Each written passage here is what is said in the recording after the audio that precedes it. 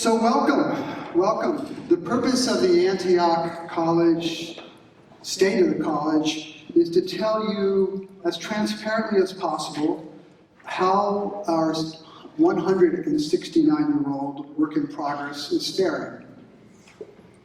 As the Hechinger report said almost 2 years ago, the way Antioch College goes about this is really very unique. We actually don't try to just spin the great stuff, right? And so we share numbers, and we share trends, and we share challenges. It's not that we're moving away from that, but it's good to report that we have a lot of things to say about the progress that we've been making. And I want to go through some of the work that we've been doing, and then leave, I hope, a lot of time for your questions to actually allow us to talk about the other things that we're doing and answer your questions, again, as transparently as we may. The transparency, the block there, is only when it comes to violating someone's individual confidentiality and so forth. So let me start by just reminding you that we've been at this for 3+ years. This is the strategic planning that's brought us to this point, not just planning, because what we've done is we've taken an approach that's called design build. And many of you will remember that, and I know you've heard me talk about this before. So you don't just kind of take a year and create a plan and then try to execute it. What we've been doing is designing, building, trying, changing out, failing, failing again, failing better, that sort of thing. So I wanted to start by just referencing and reminding you, if you've been reading the Antiochian, you've read all about our progress here. The process is called FACT. It stands for Framework for Antioch College's Transition. A great acronym, right? Because you can't do anything around here without an acronym. And we actually have the framework now. And we're going to continue the design build process.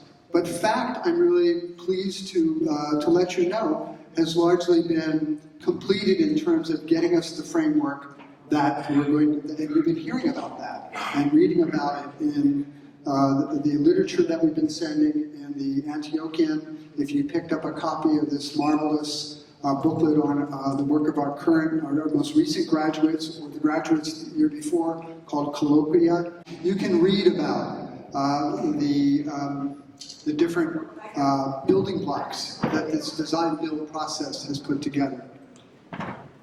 So before I go on and actually go into some of the specifics of that plan and the strategic priorities that we've established, and give you some examples of progress and some remaining challenges or ongoing challenges, I wanted to ask you to watch a short video.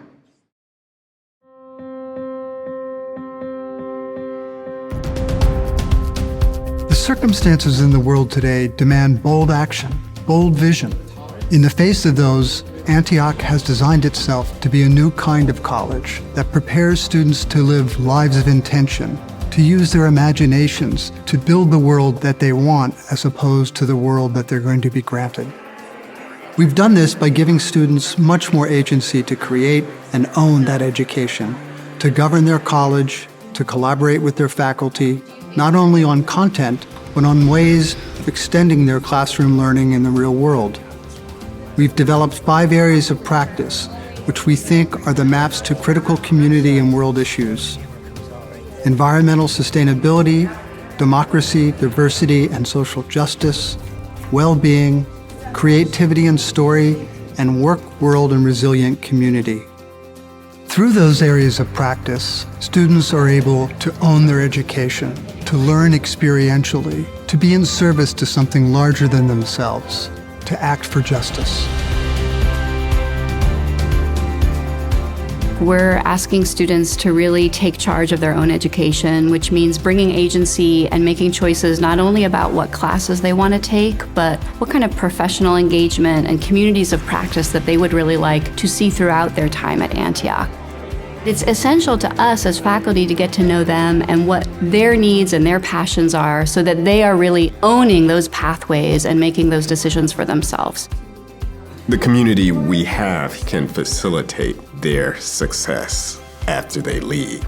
And they should really use those relationships, both with students and faculty and staff, that can open doors, make them aware of opportunities. Our main goal is for students to find and lead purposeful lives, not only here at Antioch, but beyond their time at Antioch.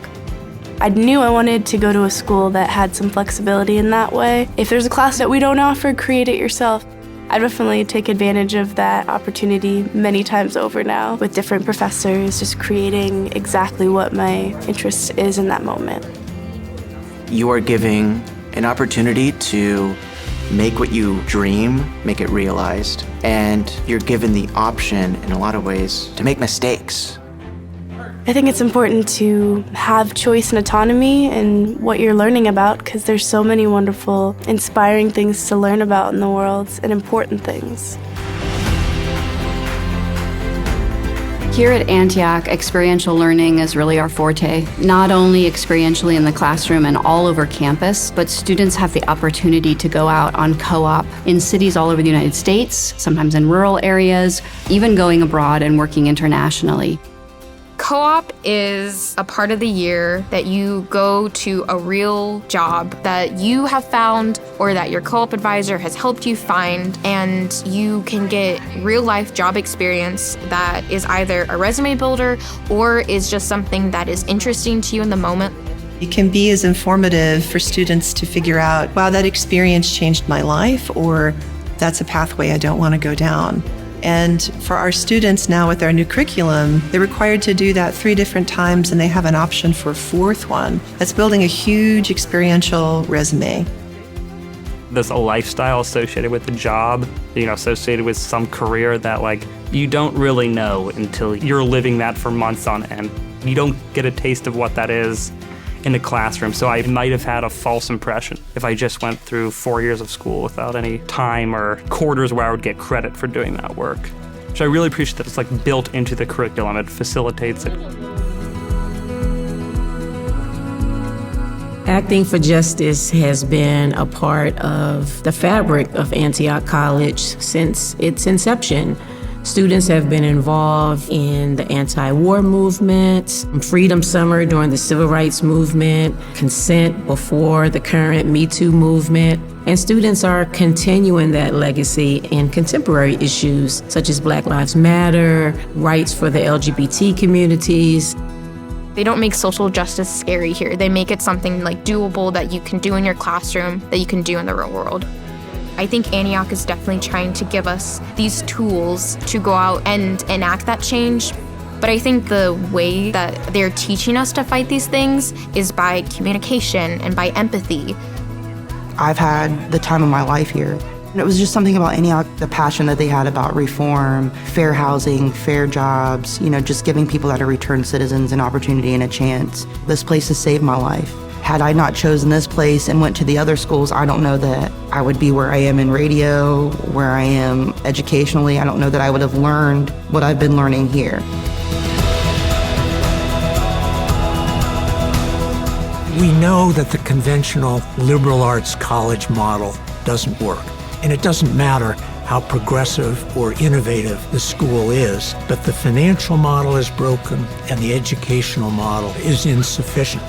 Antioch's deep traditions of learning by doing and of winning victories for humanity position us to create the first college of action. When I'm allowed to choose what I want to learn, I'm more excited about it. I understand its inherent value because I chose it because I valued it. I think that is something that will definitely stay with me past Antioch, past any educational institution, whether I go to grad school or not, is this kind of positive relationship with pursuing knowledge and just joy. I hope you're excited about this new kind of college and making education and agency for students in the world today a priority. In fact, I hope you are so inspired by what we're doing at Antioch that you will want to join us in making a new kind of college, a college of action.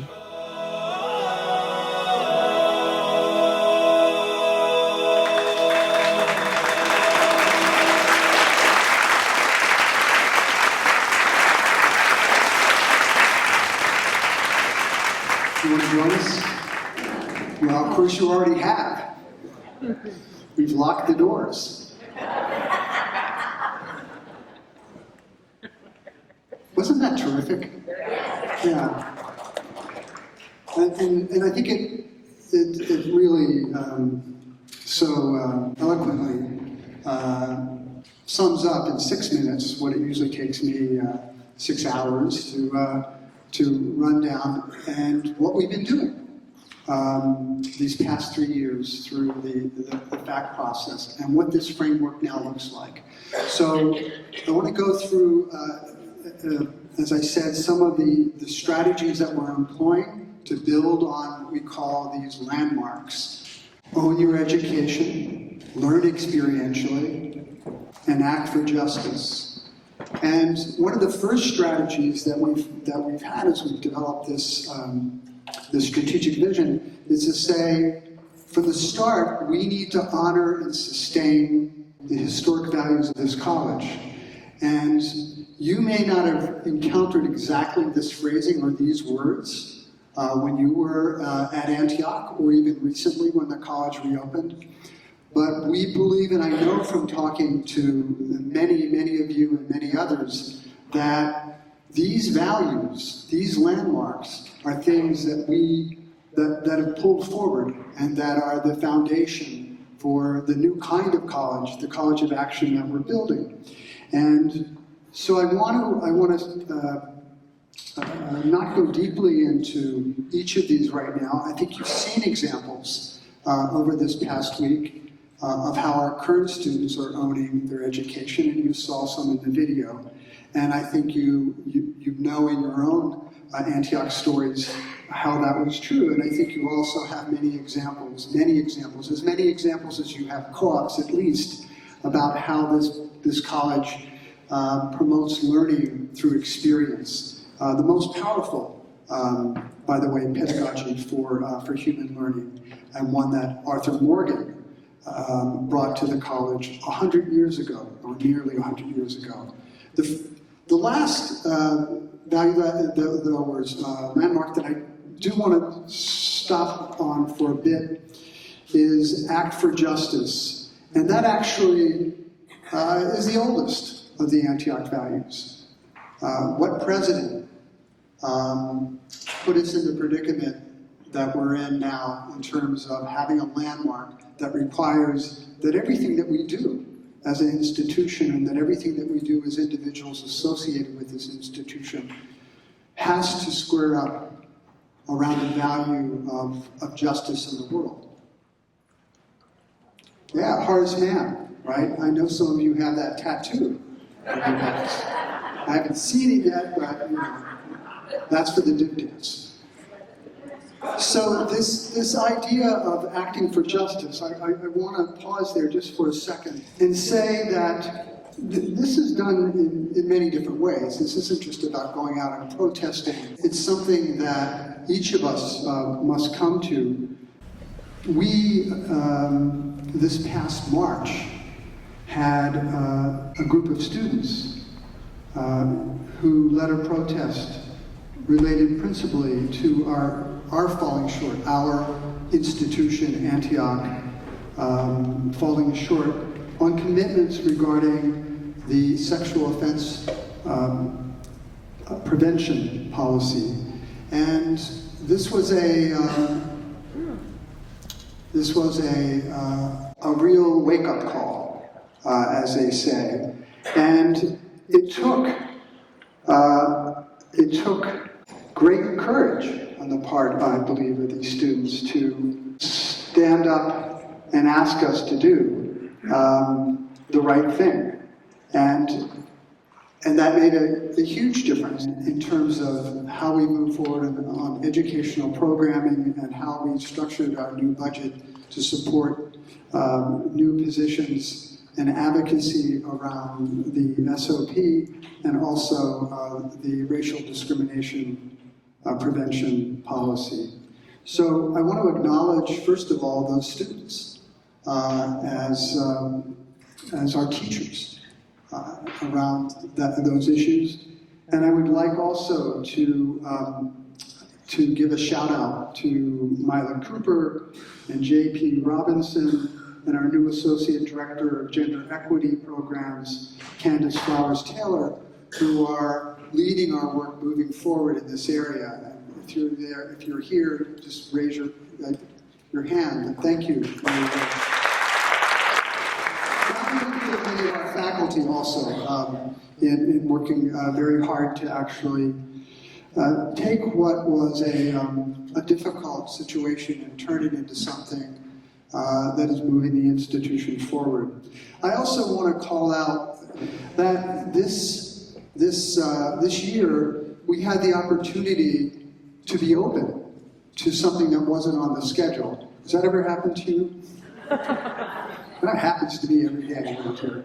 So, and that was when the crisis at our southern border erupted, and one of our trustees, Matt Morgan, went there as a filmmaker and an activist, and he talked to us about quickly inviting back to Antioch, convening a group of Native American and indigenous leaders to meet with us, but for Antioch to be the convener, the gathering spot for a conversation around how we could become better allies in a movement to actually create justice for migrants, for refugees, and for other people who are, as we talked about yesterday, and who are being incarcerated and caged. So that has led to remarkable things in just 5 or 6 months. And I want to give another shout out to Jennifer Knickerbocker, who is Anishinaabe from the White Earth Nation, and Shane Creeping Bear,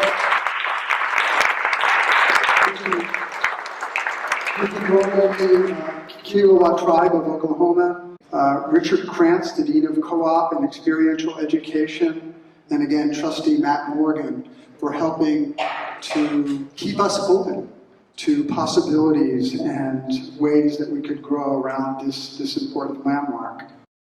So these are the 10 strategic initiatives. They're actually priorities that we've been focusing on within this larger plan of the landmarks. Then you've heard mentioned in the video as well, and you've heard me talk over the last few years about this idea of areas of practice. And I'm not going to go deeply into the 5, but you've seen them listed, and I'm happy to talk about it in the Q&A. The idea is that working our way out from the core of questions that are really central to the liberal arts. We work through a curriculum that actually promotes that, a curriculum that helps students have that agency to claim their education, and then a set of experiential opportunities through co-op and also through other activities around campus and elsewhere in the world that holds all of this together in a meaningful way for them, that creates a map that fits in terms of understanding the critical problems that we're facing on this planet and that we're facing together.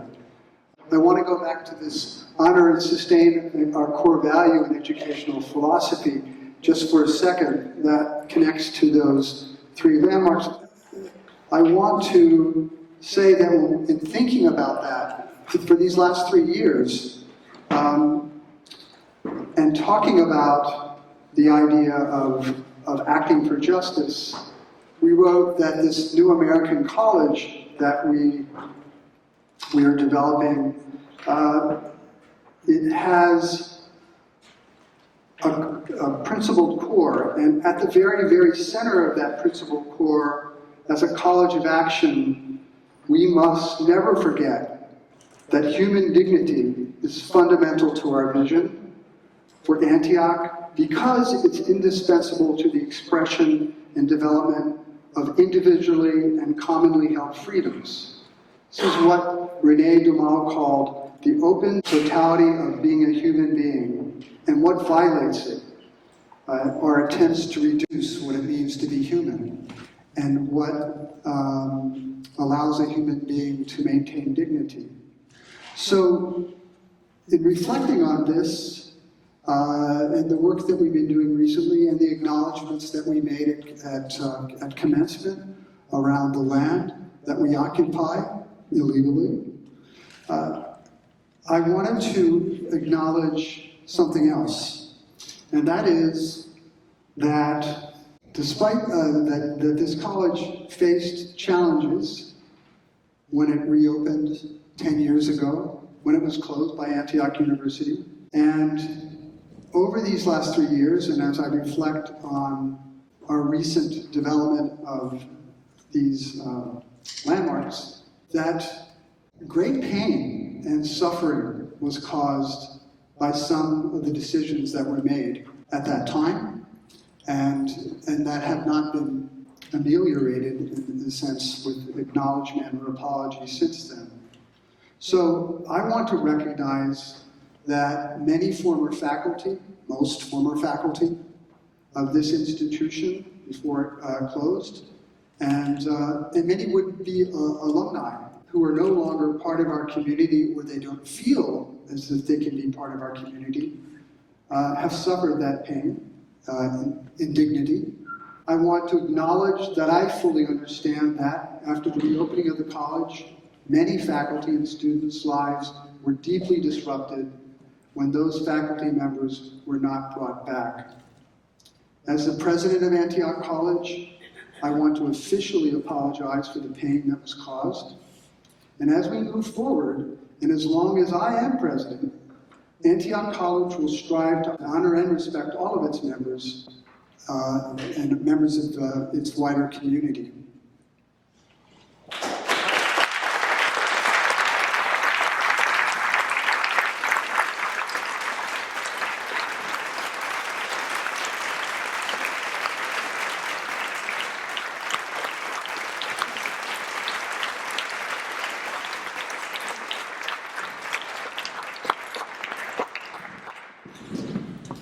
I'm not going to go through all of these, relax. And the ones I do go through, I'm going to go through quickly because I want to get to your questions. But build our financial durability is one that if I don't go through it a little bit, I know you will in the questions, so I might as well get it out of the way. Maybe I won't get it out of the way. So, you know, the story for me here is, if you read the papers, and I do, it's impossible to miss the wider crisis that higher education is experiencing. And I think it's also impossible to miss the even bigger crisis that's causing the crisis in higher education, but that's another matter. So I go to a lot of meetings with college presidents, and I can tell you that I'm always able to quiet the room when it comes around to my turn to talk.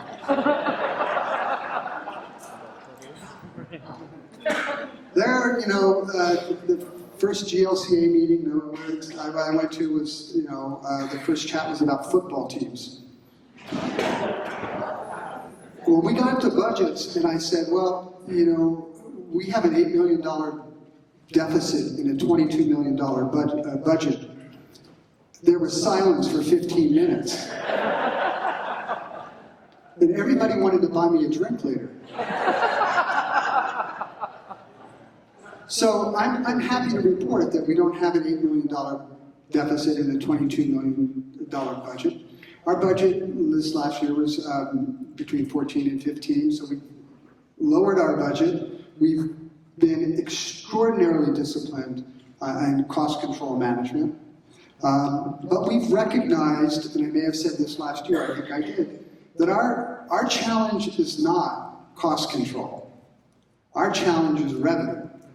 And when we decided to run the first practically 6 years, but certainly 5 years, on a complete scholarship basis, we were digging a hole, and we're digging out of that hole now. And so the good news is that we are generating revenue from tuition for the second year really in any substantial way, that we have moved that budget down, that our cost controls are better than ever, that we have a financial model that actually looks to create a longer runway as we ramp up, and it's good, and it is a ramp. We can't go from, no tuition-paying students to, 300 tuition-paying students in a year or 2 years. It's going to take probably 5 years to get to that place where we're at a maximum enrollment, which is about 325 students, probably 300 for the campus. So the challenge here is that we've got to find ways to build that bridge. And the Board of Trustees has made financial durability, one of 2 priorities that the board is working on. And what they're working on are ways to change the financial model for small college education. How do we accelerate projects? And these are not just like $50,000 or $100,000 extra revenue. These are game-changing projects that we want to look at and experiment with. I believe that through those, we will not only extend our pathway to a stable place where we have a good balance of tuition revenue, earned revenue, and philanthropy, but we will have another third stream of revenue from programs completely consistent with our strategic vision, but not dependent on asking students to take out onerous loans and to go into debt to get an education that we need to give them if we're going to fix the world.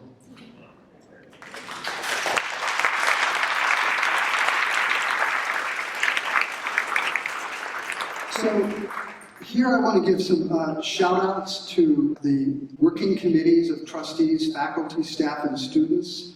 There is a committee called the College Planning and Finance Committee. It's representative but participatory, and it's been working over the last year and almost a half, and it brings knowledge of the college's financial position and budget into the hands of our faculty, staff, and students so that they can help us create responses that are going to work in terms of our strategic vision and also our financial resources. I also want to give a shout out to the Finance Committee of the Board and its Chair, John Jacobs, and Laurie Collins Hall, Hannah Spearson, and our new Controller, Elise Perot. We owe all of them a great deal of thanks, because they've been working really week in and week out to deliver, for the first time since I've been here,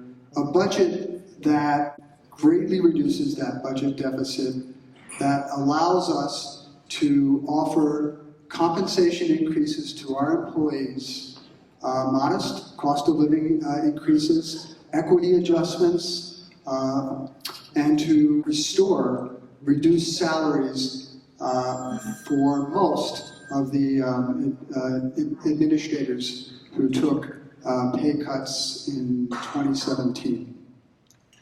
That's good news.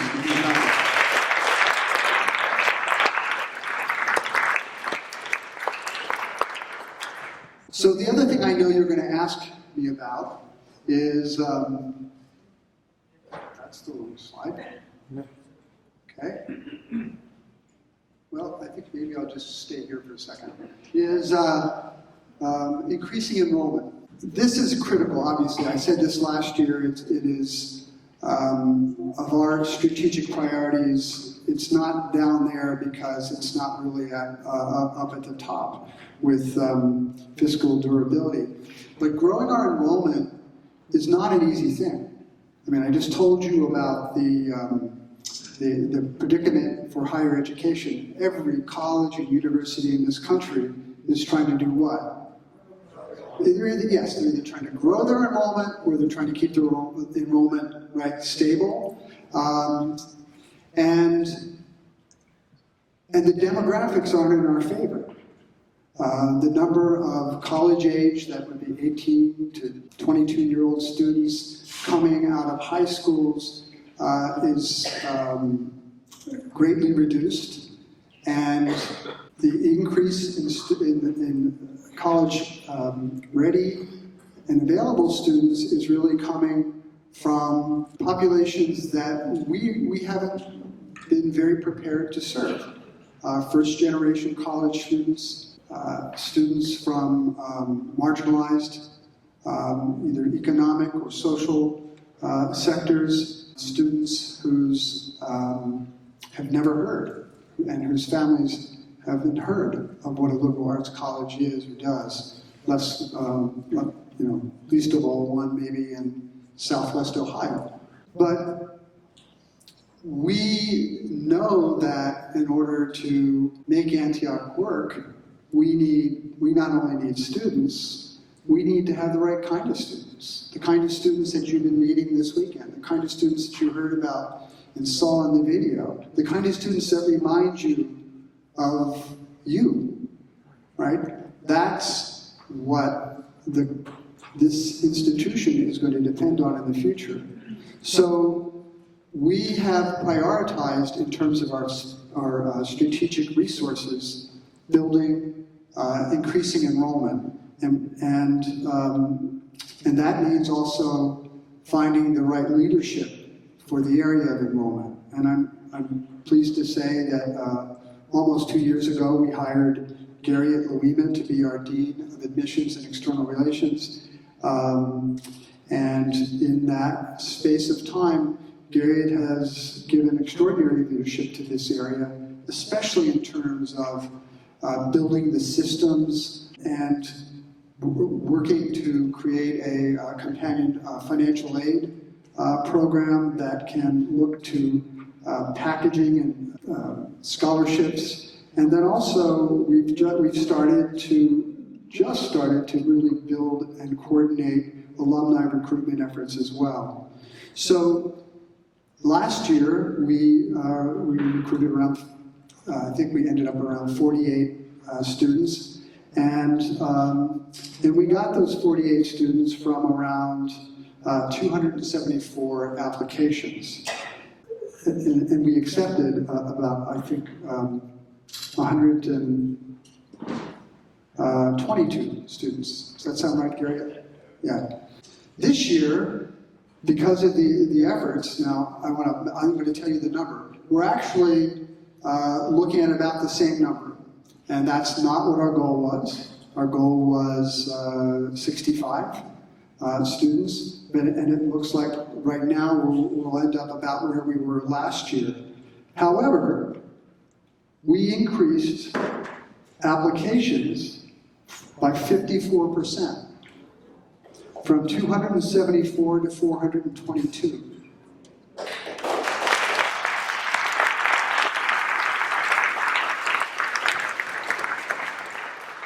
And we increased our acceptance rate by 50% as well. And to date, that's 182 against 122 last year. And we reduced our tuition discount to, the last I heard, roughly between 65 and 70%. Now that may seem like a big discount, but I ask you to hold it up against the number of 100%.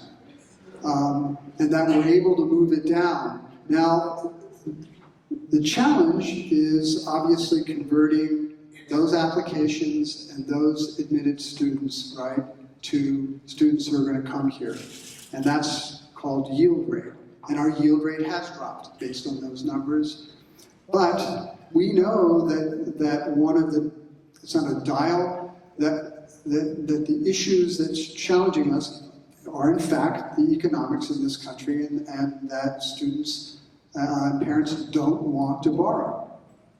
Or they are willing to borrow only very little. So we're going to have to figure that out.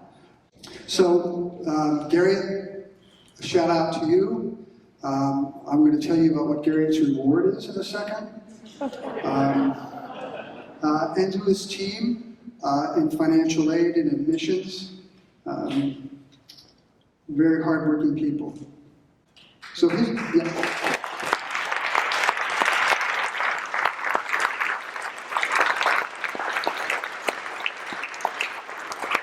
Let me mention them. It's Matt Deck, who's the Director of Financial Aid, Shane Creeping Bear, who's an admissions counselor, Heather Bowling, who is the Executive Administrative, I wouldn't even call her an assistant, she's probably the Executive Administrative Director of them all, Miles Corcoran, admission counselor, and Tony Dosick. Do you know, anybody ever heard of her?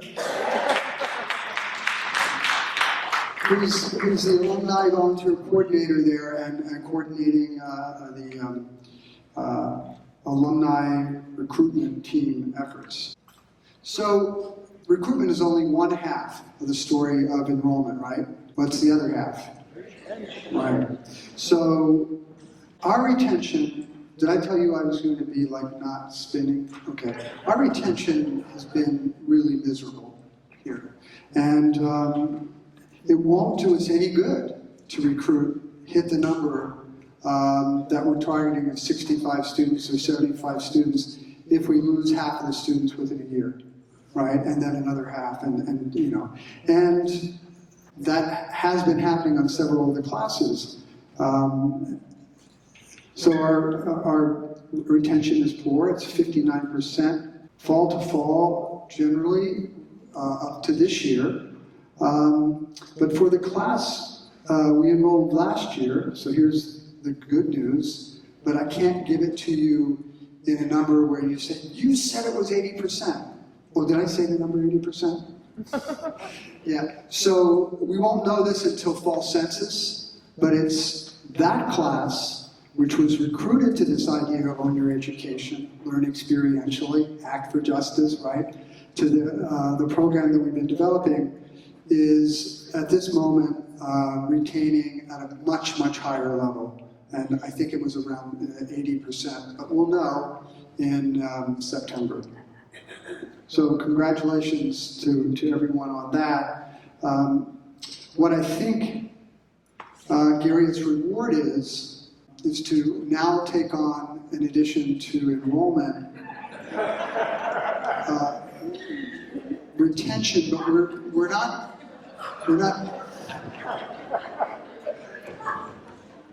Hey, I know how to like reward somebody.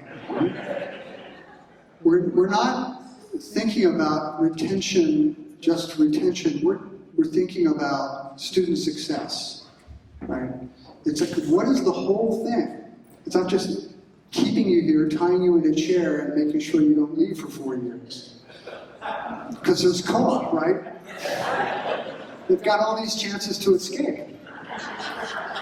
So we need to change the culture here and the whole experience so that it's not this grind. It's like, I don't know if I'm going to be able to do another quarter at Antioch.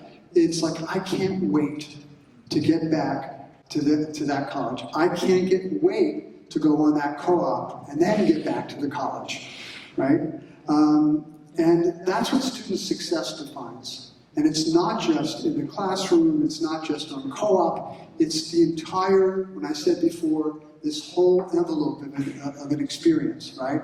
And that's what the areas of practice do. They activate the student for 4 years and then beyond. So Gary, congratulations, you now are the proud owner of enrollment and student success.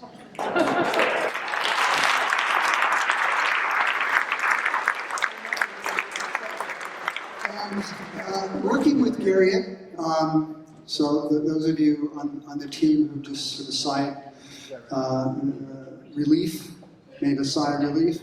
We're establishing a Student Success Council that will be parallel to the Academic Affairs Team Council.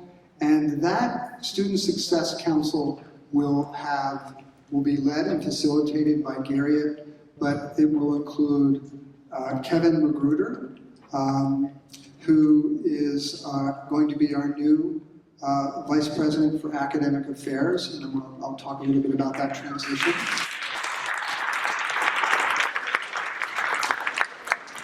It will include Dean Susan Lee, the Dean of Student and Residence Life, and it will include Myla Cooper, our Vice President.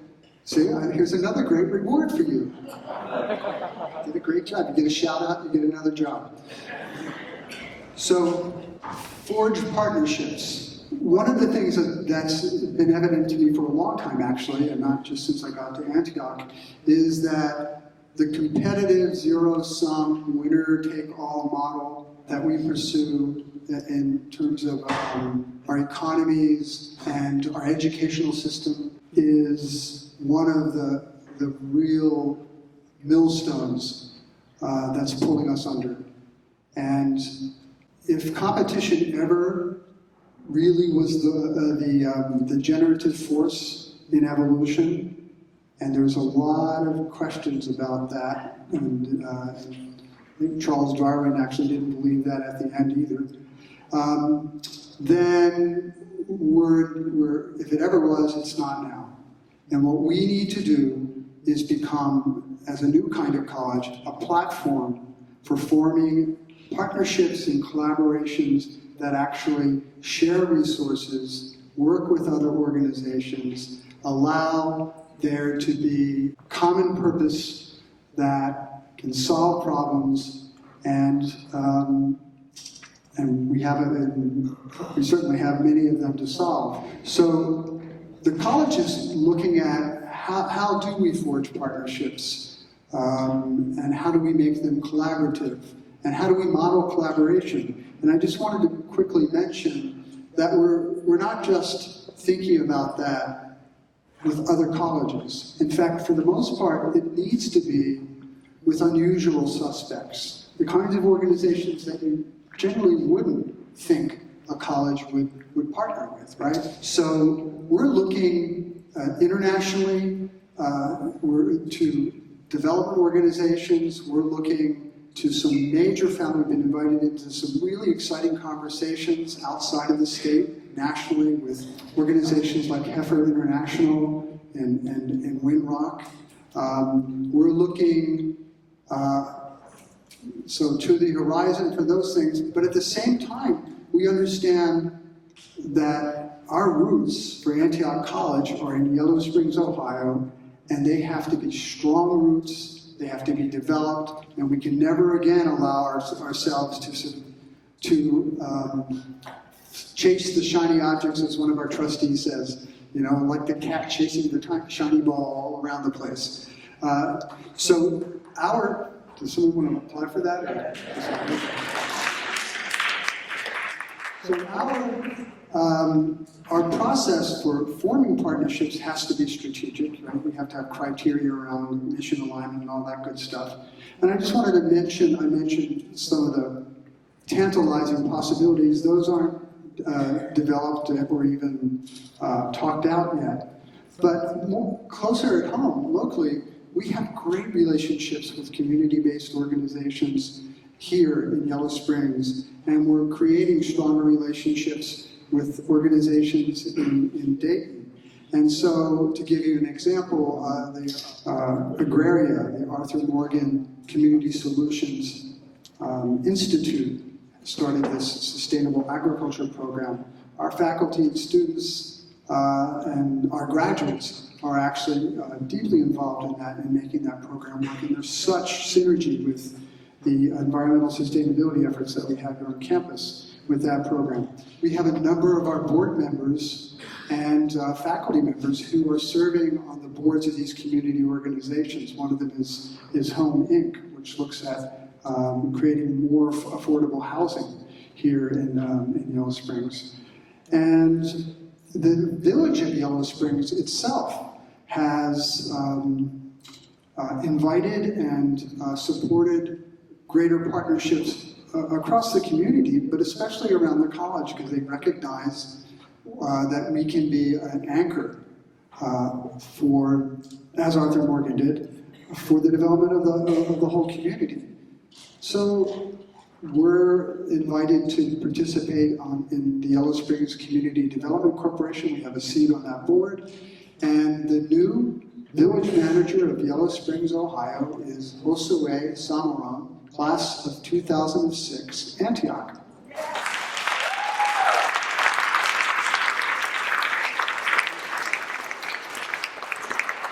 And I should mention that one of our staff members is a village council member. It's looked like we're trying to take over the village. So the last partnership I wanted to mention here, though, is with the Yellow Springs Community Foundation. But the Yellow Springs Community Foundation has really, they have a slogan, together better. I think that's what it is. We're better together. And they approached the colleges, as many of you know, last fall with a $500,000 grant, the largest grant they've made ever, to get the work started around stabilizing and redeploying main building.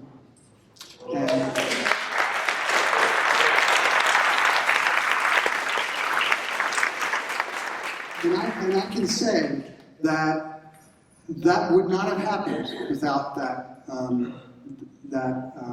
grant. I think it's inspired, and it becomes a part of another major initiative that I'm going to tell you about. So, engaging our alumni. From the very beginning, I've heard from you that you have more to give than a financial contribution. Although you were incredibly generous, and I hope you remain incredibly generous. But you've encouraged us. Now it went beyond encouragement.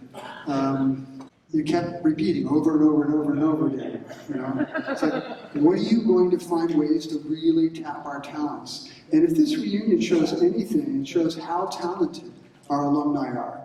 Really, every event that I've gone to has been impressive. The work that you're doing in the world, the books that you're writing, the projects that you're proposing. So we changed the calendar, really for you. Yes, we wanted to align better to the local colleges and universities, but the calendar that we have now creates that opportunity for alumni to come to propose. You can't just show up. You got to propose it. We got to, work it through. Short courses, seminars, lectures, other kind of experimental programs, travel programs. That is all possible. It started this last year, but we're going into the first summer now. You told us that you wanted to help with recruitment, and we are working with Tony's help and the help of others on the alumni recruitment team efforts. The programs at Reunion have been enriched, and there's a new project also proposed by an alum who is now a board member and a former alumni board member, Shay Mayer, called Think, Act, Connect, which is a new digital platform we are going to develop it, that actually will connect all of our alumni. Even if we want you to come to Reunion and come here in person, but you can connect in a way that is not just, let's chat, I've been sitting here for a long time. It's, what are you doing in the world? Right? What are your projects that you're working on? In which of these 5 areas of practice are you pursuing? Justice or further education? And how can we share that with the wider world? So stay tuned for that. I'm going to actually do something I never do, which is probably, I'm going to shut up. And I'll try to answer the telling our story part, I'll just go, that's my last piece, but asking about fundraising, because it's really important and exciting what we're going to be doing. So, above all else, if we don't tell our story, no one else is going to do it. And if we don't learn to tell it in a compelling way, no one's going to listen, right? And we know this. This is how human beings place themselves in the world, and then place themselves in connection with others. And there are so many amazing things happening at Antioch College around our environmental sustainability, around the work of the Coretta Scott King Center, around activities through creativity and story. We just hosted a conference for the oral liberal arts. And our faculty and our students are leading work, not just like we're doing some work that we can write up. They are leading projects. We need to be able to tell that story. We need to be able to connect that with you. And so this is the other top priority that the Board of Trustees has adopted and is pursuing. And it's one where I think we need to seek out alums who actually have expertise in this area of communications, especially digital communications, but it's communications, it's messaging, it's writing, it's making sure that every word that comes out of this college actually has power to compel people to pay attention. So I'm going to stop there and take questions. Roger Huff, class of 69. A quick question, what's happening with recruiting international students? Good question. So we're in the queue for approval from CVIS. We submitted an application a couple of years ago, and it was actually denied because there was misalignment with, they didn't actually understand co-op. So we've straightened all that out, and we could be hearing at any time. And on the other hand, every time you call, they say, don't call us, we'll call you. What's the acronym CVIS? Help. Student. So people are Googling it. Student exchange and visa. Yeah. It's the U.S. government. And it's under Homeland Security. Alan McCormick, 74. My question is, I've heard that our students are not eligible for work-study funds. Is that true, and what can we do about it? So it was true, and I'm very pleased to say that we're getting our first allotment of work-study funds from the federal government for this fiscal year.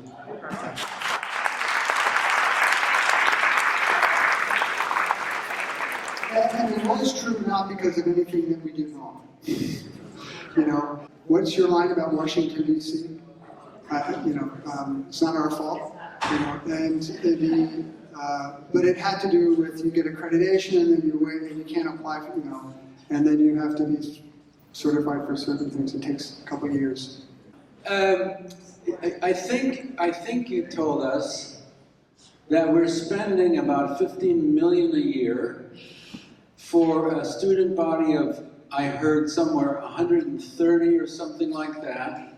And I wonder if you could make a picture of a steady state Antioch when this is all behind us. What are we aiming for? How many students, how much income, and what's it going to take to do that, including the development of capital budget and or endowment? Do we have a vision for that? Yes. And do you want to know what it is? So The budget will be gone, for this next fiscal year, it will be less than around $15 million. Our limitation on enrollment is about, I think I said earlier, around 300 to 350. I just added 25 students, Gary. Because it's going to depend on how many students we allow to live off campus, how many students are in co-op, and we can tweak some of that.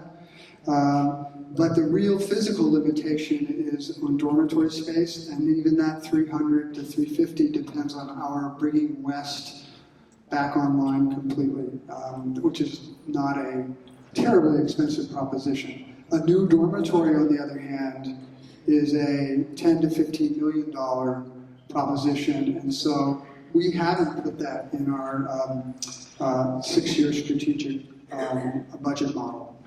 We would get to roughly that ceiling where our plan is to push hard and to try to get there by 2025, which is the Antioch 175th anniversary. If you believe that's a coincidence. So in terms, and what I was saying before is we don't get to what we think is a sustainable budget in between or beyond that time with just the revenue from students plus healthy fundraising revenue, but it won't. The fundraising revenue, we can't count on that, not only because you've already, well, I just want to say, you're not getting any younger. So, the classes that came after the 1970s actually got smaller, right? And I've already talked about, I think, some of the challenges that we have in even working with some members of those classes. So we can't count on, and we're not seeing this, this kind of skyrocketing philanthropy from within the Antioch family. So what we have to do is really broaden, open up the tent, right? We have to make an Antioch education that's something that people who didn't go to Antioch and maybe didn't send a child to Antioch and don't live in Yellow Springs, Ohio, think is essential in the world. And we have to do that by delivering on those landmarks and doing it in a way where other organizations like Heifer International and others that have funds that can really help support the college in the bridge and beyond see the value in this kind of education and supporting critical problem solvers in the world. So our plan, as part of that bridge, is to have a comprehensive campaign. A comprehensive campaign includes capital goals, but it goes beyond that, right? There are strategic special project goals, there's building your annual fund, and the good news is that in June at our board meeting, the trustees approved a 6-year, it will be an 8-year campaign predated for 3 years. I can't tell you how much because we're still in the silent phase and we're still investigating that. But if we're successful in that campaign, and we will be, that will create at least some of the bridge that I'm talking about, and that will provide some of the capital funds that we need to continue the work in main building and a lot of the other buildings. Bruce LaBelle, 76. First of all, hi, Bruce. Hi, Tom. I'd like to just express great appreciation that I know we're all feeling for the administration, the staff, the alumni, the students who are keeping Antioch College going. Just that fact.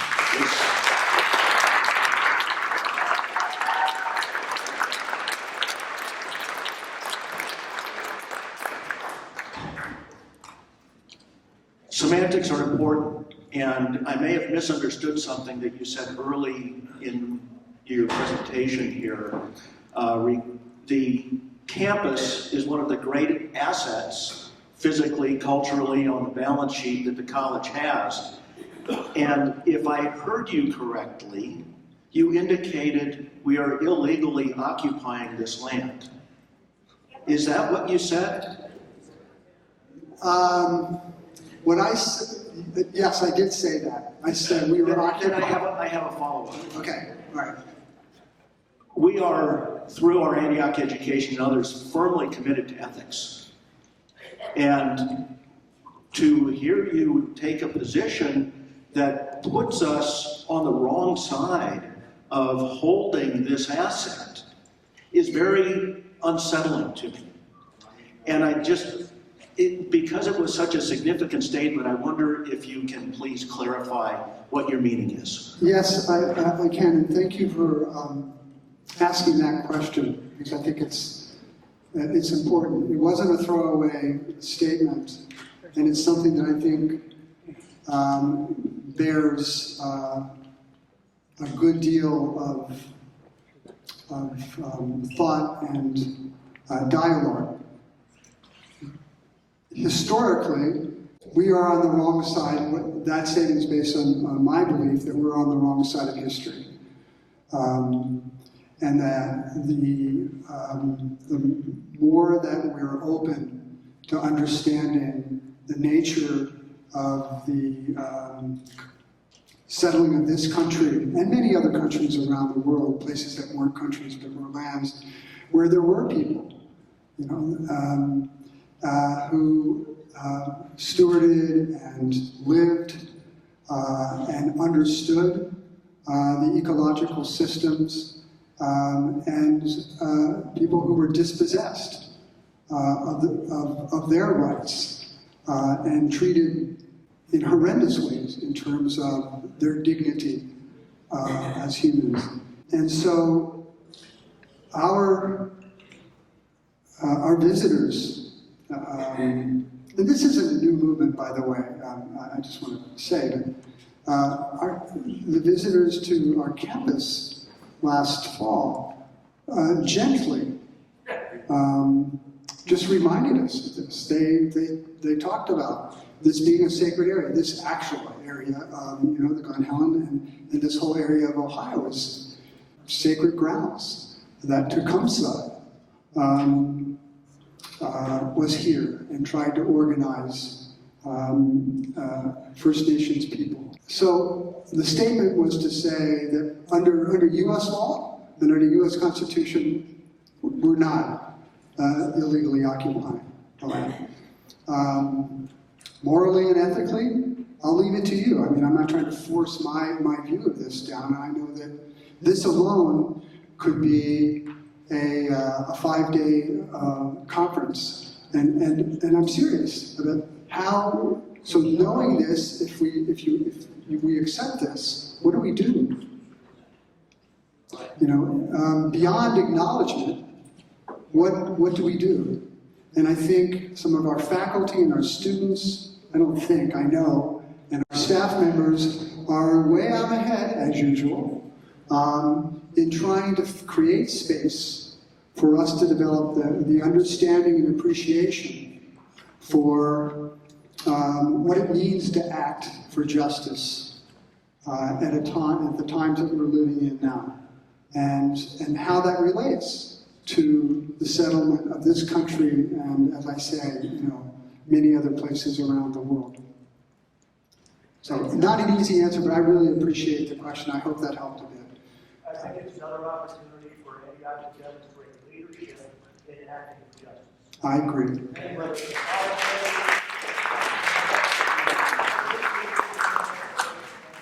Thank you.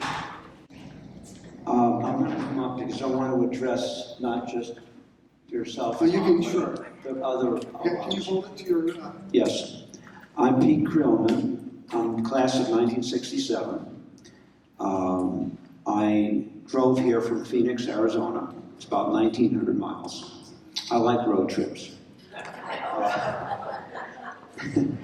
Just me, myself. I didn't have anybody else sharing the driving.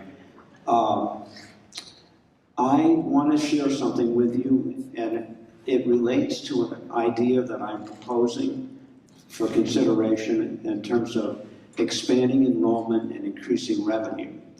What I want to share with you is that I'm from Phoenix. I've been there about 25 years now.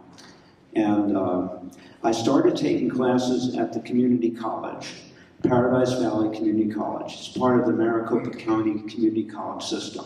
There's 5 or so colleges in Maricopa County.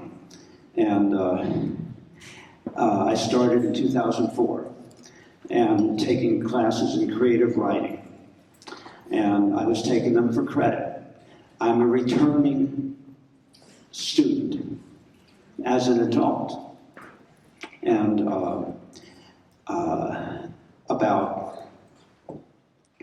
in 2015, I had earned enough credits to earn an academic certificate in creative writing. It was a new program at the college. And I was the second person to earn the academic certificate. As a returning student, I want to suggest, and I consider Paradise Valley Community College now my second alma mater. UC Berkeley is my third alma mater. I earned my master's degree in city planning there. My suggestion or proposal for consideration is perhaps Antioch could offer classes for credit or for non-credit for returning students, adults who want to take a class for their own enlightenment or education, like myself. Perhaps Antioch could offer certificates, which would be not a degree, but a certificate. Perhaps Antioch could employ some faculty who are not necessarily the existing faculty, but other faculty to teach some of these classes. And it could expand the educational outreach and the revenue that would be obtained by the college. Thank you. Thank you, Pete. Yeah. So, just quickly, we started our first institute, Antioch Institute, this summer, and those are exactly the kind of ideas that are being rolled in. I don't know where we are in this, but we're talking to the Antioch Writers. What's the program called? The Antioch Writers Workshop, which left the college many years ago, may be coming back to live here again. So I think those are great ideas. Conrad Zachary, Jr., 1970. You mentioned our retention rate is 59%. I should like to know what you have learned from exit interviews or any other needs as to the reasons why students are dissatisfied enough to drop out or transfer. Yeah, good question. So we do interviews, and we try to capture as much information as we can with students, and you know, you don't always get